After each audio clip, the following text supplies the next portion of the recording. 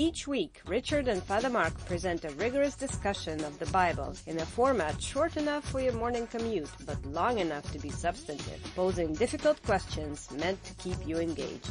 Over 24,000 episodes are downloaded each month at no charge.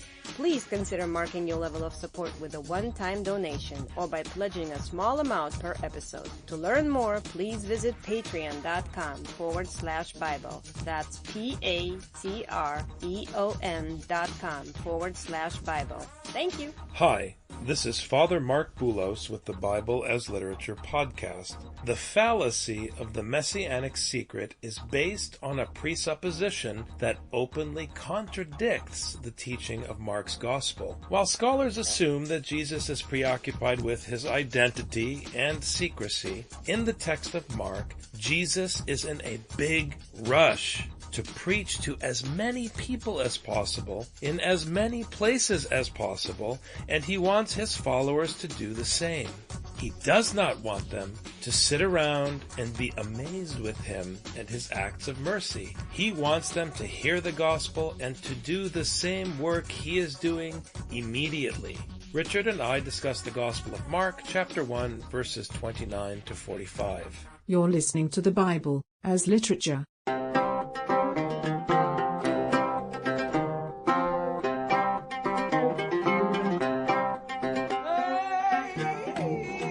Hi, this is Father Mark Boulos. And this is Dr. Richard Benton. And you are listening to episode 146 of the Bible as Literature podcast. We made a good decision when we chose to work through 1 and 2 Corinthians before moving on to the Gospels. Because once you make that effort and you follow that progression, which interestingly enough is how the liturgy functions in the Eastern Church, you don't just go to church and hear the gospel reading.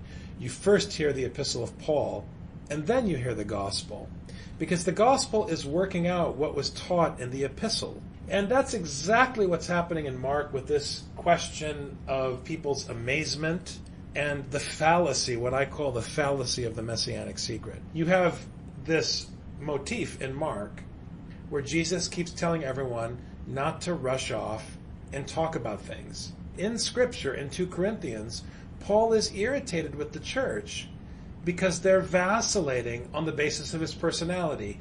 Is Paul a wimp or is Paul amazing? And all Paul keeps telling the church is whether I'm a wimp or whether I'm amazing, what matters is the content of the gospel and whether or not you follow it. People are getting amazed, and their amazement betrays their ignorance, it betrays their lack of dedication, and it betrays their bad priorities. Because if you're truly amazed, you won't go up and brag to your professor about how amazing he is or how wonderful she is. If you're truly amazed, you will apply the knowledge you've received in the real world and demonstrate that you're a disciple of your teacher. That's the mechanism at work here. So when Jesus, at the end of the section we're dealing with today, poo-poos people going off and talking about how wonderful Jesus is, he's trying to correct this problem. So I want to be clear on that before we even jump in. And immediately, there's that beautiful word again, ephes, immediately. And immediately after they came out of the synagogue, they came into the house of Simon and Andrew with James and John. So here, you have the progression into Galilee, into the synagogue, which is the Pharisaic tradition. But now, the light is leaving the synagogue also. Just because now he's landed with the Gentiles aren't the new Israel. So just when you think Mark is telling you that the Gentiles are the good guys, the light leaves the synagogue and it goes to the house of Peter, James, and John. Now, if it's coming to the house of Peter, James, and John, it's not because they're great. It's because they need to receive the light. If the Lord is coming to you, it's because time is running out for you and you need to hear the message. A listener reached out to me this week with a question. Actually, they were asking about the Gospel of John, and here we're dealing with Mark, but it's the same question, which is the brothers Simon and Andrew. Why would one have a Jewish name, Simon, and one have a Greek name, Andrew? If normally a mother would name their children with the same nationality of name, it didn't make sense. And I reiterated to him that this is a question of functionality. The names function. The fact that you have as a main topic in the New Testament this downplaying of national identity and unity through table fellowship and Torah, this is what it's doing. You have the Jew and the Gentile as brothers. Jew and Gentile function as brothers as they sit around Torah. And here, sitting around Torah is following Jesus. Jesus functions as Torah for them as they sit around and listen. This is why it's important to be honest with ourselves about the movement, proximity, and locality of Jesus in the text. He goes into Galilee of the Gentiles, does a pit stop at the synagogue, because the synagogue is there to bring the Torah out among the nations, and then he moves out of it and he goes into a household that has insiders that now have both a Jewish and a Greek name, which means that this is what the word is doing. Now don't tell me, is he going out to bring people of the nations in? Not in the way that you mean bring them in. Because the way you mean bring them in is the way James and John and Peter mean bring them in, which means to make them due-paying members of our temple. No, that's not how it works. You bring them into Jerusalem, so to speak, but not the earthly Jerusalem, the heavenly Jerusalem, which broadens its tent in Galatians to include the whole world. So no one is being brought to the city of Jerusalem. It's all metaphoric, meant to emphasize inclusivity. This is what Ezekiel is doing. Ezekiel is saying, can't touch this, can't control this. So Jesus begins in Galilee, and then he doesn't even bother to go to Jerusalem. He goes to Jordan to go visit John. Then he goes back to Galilee to go to a synagogue where we have these kinds of outposts of Torah outside of the temple so that the Torah can reach anybody without having to travel all the way to Jerusalem. That is, learn and hear Torah outside of Jerusalem. And then he goes to Galilee and he meets these fishermen. He brings them along, and then he goes to their house, the Jew and the Gentile, Simon and Andrew, in order to continue to show that the Torah has to be outside of Jerusalem. Human beings can't touch Torah. Torah goes around and exists on its own. Now Simon's mother-in-law was lying sick with a fever, and immediately they spoke to Jesus about her.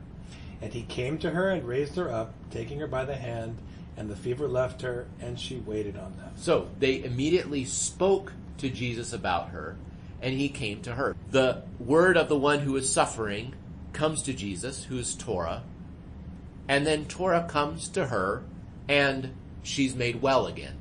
This is the function of Torah. When you are in dire straits, Torah can come to you, and through Torah then you can be healed. And what's interesting is that after the fever left her, she didn't weep, she didn't smile, she didn't dance. She waited on them. She waited on Torah and its disciples. She served. She became obedient. Now, one thing that's really important to point out, and it's an example where the English serves the Greek, we keep hearing this word immediately, ephes, ephes, ephes, ephes. Because this is not something to be, once again, deliberated. It's a zero-sum question. Either you hear the word of God and go for it, or you don't. Now, the mother-in-law of Peter, after she was healed by the teaching, made the decision to serve. Just like Jesus, realizing she was in trouble, didn't hold a parish council meeting to see whether it was economically feasible to support something. He simply said, there's work to be done, and he did it. This is not a secondary element of this text. The urgency of the gospel, the urgency of the work of the Torah in Mark is a big deal. Ephes, ephes, ephes. Jesus talks about the urgency of his mission. And also we have to see what's the reaction that people have when they receive Torah. Because we saw with Simon and Andrew, as soon as they received it, they dropped their nets. And they went. Immediately, like you say, Father, immediately responding to Torah is what is of the essence. You don't listen to Torah, go home, think about it, smoke your pipe, and then come with a decision, yeah, I think I'll believe it. No, you have an action to perform immediately. Make a decision, get it done. We don't have time for nonsense. When evening came, after the sun had set, they began bringing to him all who were ill and those who were demon-possessed. And the whole city had gathered at the door. Again, as we said last week, the demon-possessed are the untaught those are the ones that no one has discipled and mentored in the wisdom of God's teaching. You have to understand, demons and thoughts are related in the Roman world. I mean, demons are the ones who give you the thoughts that make you think that you're the best, that make you think that you have got things figured out, that you can do what you want to do, that you can be an individual. These are thoughts that come from demons. Demons are these errant thoughts. And Jesus has to cleanse the demons by inserting Torah, because Torah will keep thoughts on the right track, will keep your heart, which is the origin of thought, keep your heart where it needs to be. And he healed many who were ill with various diseases and cast out many demons, and he was not permitting the demons to speak because they knew who he was.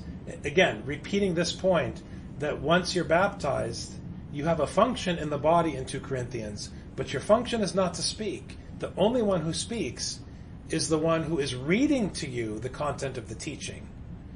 Jesus is the head. Jesus is the one who carries the Bible to the nations.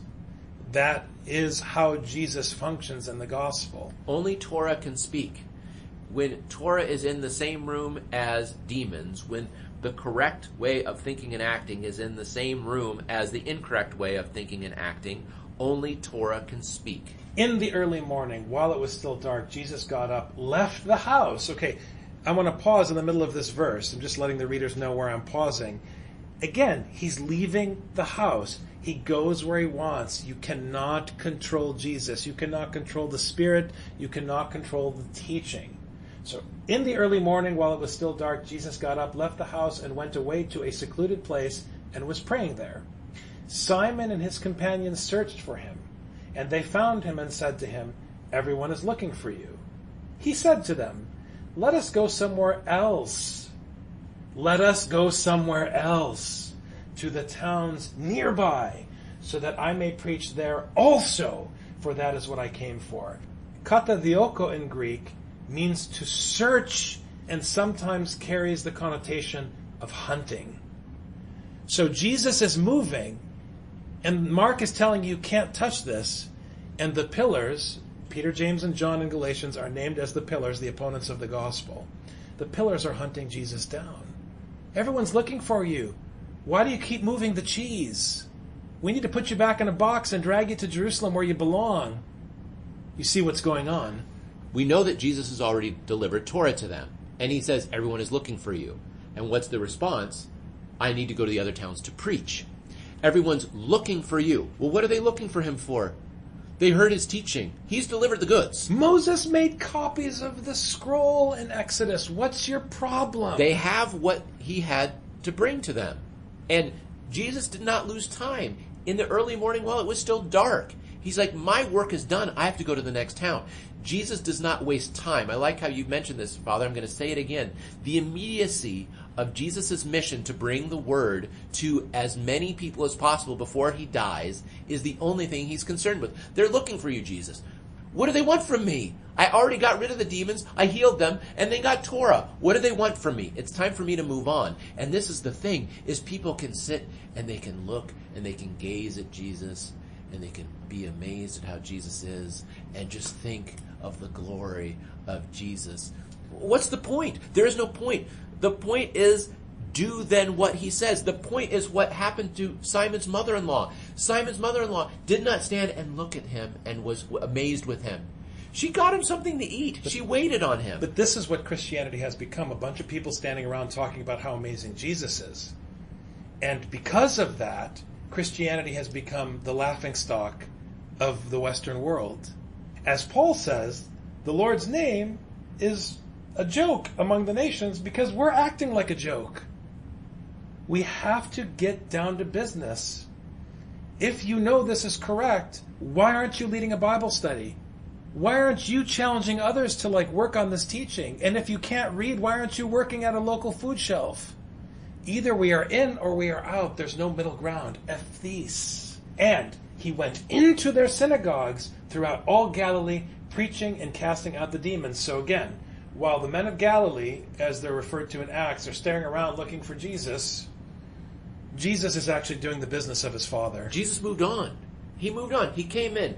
He preached. He gave the word. Cast out demons, replacing the wicked thoughts, the selfish thoughts, the thoughts of self-preservation with the correct thoughts of Torah. That is his job. That's what he does. Then he moves along. And a leper came to Jesus, beseeching him and falling on his knees before him and saying, "If you are willing, you can make me clean." Moved with compassion, Jesus stretched out his hand and touched him and said to him, "I am willing, be cleansed." And this expression, "I am willing," it's the thelema, thelo, I will. It's technical language. It's not, do you want to? It's, do you will it? Meaning the way God wills the heaven and the earth. If you don't will it, if it is the Lord's will that I remain a leper, so be it. It's a beautiful interaction here with Jesus and the one who's the outcast. The leper is the outcast. Well, and the leper cites a truism. If you are willing, you can make me clean. He's simply making a statement about the power of the word. Now, he does not presume that the word is then going to act in a particular way. He does not presume on the word. He simply says, what the word is willing to do, the word can do. In Hosea, there is no justice, mercy, or knowledge of God in the land. And when there's this knowledge of God, that God can do a certain thing, the word, Torah, the teaching of God can do this thing, then there's mercy. And the mercy then goes to the leper, and the leper is cleansed. Immediately the leprosy left him and he was cleansed. And he sternly warned him, and immediately Ephes sent him away. So, this is the same thing that happened in the synagogue. In the synagogue, Jesus taught, Jesus preached, Jesus healed, and then went on. Here, Jesus cleanses, Jesus teaches, and sends the guy along. Jesus does not have time to sit around and gab about, wasn't that cool what I just did? You have to view Jesus here as a priest in an Arab village in the middle of nowhere. And he goes around visiting people in the village, and he keeps saying, "Yalla, yalla," which, for those who don't know, is like vamonos in Spanish. Let's move, let's move, let's move. When you hear the word immediately, or Ephes and Mark, Jesus and Mark are saying, "Yalla." But look at how Jesus moves. Jesus comes to the house, and as soon as he preaches, hey, people are looking for you. It's time for me to go on to the next town. The leper comes and he's healed. Go to the next thing. We don't have time. And he said to him, "See that you say nothing to anyone, but go," and this is Leviticus, "go, show yourself to the priest, and offer for your cleansing what Moses commanded as a testimony to them." And in Leviticus, when you have the instruction for how to deal with a leper, it's all about teaching the priest under the Levitical code and the community under the Levitical code to be merciful to the leper, even if it means you will get sick. Because the tendency is to just put the leper on the outside, but Leviticus, in God's mercy, forces the priest to keep examining the leper several times to be certain, to make sure you're not just casting someone out. And you have to care so much about this leper that you're willing to get sick yourself conducting the examination. So he is teaching this mercy, but he's not saying it here. You wouldn't know that that's the mercy he's teaching, that Jesus is evangelizing, unless you had read Leviticus. So all of these Christians who try to explain to me that you don't need Leviticus, it's your loss. You have no idea what you're talking about, and the Jesus that you talk to is not the biblical Jesus. It's the Jesus you make up in the vacuum of Mark, which does not tell you what Jesus teaches. You have to read Torah. But notice what he says here. He says, go. Get out of my face, leper. Yalla, Ephes. I've already healed you. Your next step that you need to take is to do what Moses commanded. You didn't have to say that to Simon's mother-in-law. She just began to serve immediately. But with this leper, he says, go do what Moses commanded as a testimony to them, as a testimony to the word, because Jesus is not about himself. Jesus is about his teaching. That's why when people are excited and want to have a chat with him after that great session, and wasn't that really cool, Jesus, he's gone already, because it's only about the word. And this is what he's trying to impress on this leper. It's not about you being healed. It's about me creating a testimony to the commandments of Moses. I am trying to re-emphasize, I am trying to establish the legitimacy of Moses among the people who don't understand Moses. You need to go to the priest for your cleansing what Moses commanded as a testimony to the words, the commandments that Moses gave. But he went out and began to proclaim it freely and to spread the news around to such an extent that Jesus could no longer publicly enter a city, but stayed out in unpopulated areas, and they were coming to him from everywhere. Notice, Jerusalem wants the word to come to Jerusalem so that they can pin it down, and everybody else is flocking to the word. Look what happens when the leper disobeys Jesus. When Jesus says, do not say anything to anyone, but go to the priest. So then what does he do? He went out and began to proclaim it freely. The result of that was that Jesus could no longer publicly enter a city. This is a problem. Jesus' job is to deliver Torah to as many people as he can. But because the leper was a blabbermouth, Jesus could no longer enter the city because they were flocking to him. The mobs were keeping him from entering the city. This is a problem. So the leper's disobedience got in the way of Jesus' single task, which is to deliver the Torah to everyone. And what did he have to do? He could no longer enter a city. Now, is this a problem? Probably not, because so many times we talked about in the city, that's where things become corrupt. Jesus often spends time outside of the city. The problem is that inside the city, they want to possess Jesus, they want to hold Jesus, they want to keep Jesus, and they end up actually blocking Jesus' ability to bring Torah. So what does he have to do? He has to just stay out in unpopulated areas, and then people came to him from everywhere. And this is the point. When God in Ezekiel wanted the word to reach everybody, he found somebody in the wilderness at Kabar, dropped him off in Jerusalem. He was able to see all the bad stuff that was happening there. And then he picked him up again, dropped him off in the wilderness again, and he spoke to the elders. And so God picks the person from the wilderness to come speak in the city, not the person from the city to come speak in the wilderness. Jesus is blocked from the city because the people in the city don't understand what his job is. The leper does not understand what his job is. Nobody understands what his job is so far, except the mother-in-law of Simon, who drops everything and serves him. This is what it takes. But the point is to listen to the word and to hear the word. And so they were coming to him from everywhere. Maybe good news, it may be bad news. It all depends on what do they do once they come and see him. Do they ooh and ah? Do they blabber around? Or do they listen and serve? Do they listen and do the word of Moses as a testimony to the commandments of Moses? At the end of the day, what Mark is saying is, read the Bible and do what it says. And guess what? If you want to read the Bible, these days, Mark is more true than it's ever been because you can have it on your iPhone or your Android in multiple languages. And you can even download it, and you can be out in the wilderness where there is no data coverage. And now that the iPhone is waterproof, you could read the Bible in the shower. Or underwater. So what is your problem? And there are even apps for the Apple Watch that allow you to read the Bible on your watch if you're too lazy to take your phone out of your pocket. So please explain to me why you don't have time to read the Bible anywhere. So don't be excited about how wonderful it is to encounter the Word in every place of creation.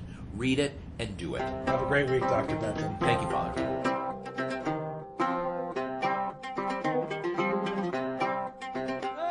You've just heard the Bible as literature. Thanks for listening. The Bible as Literature is a production of the Ephesus School Network.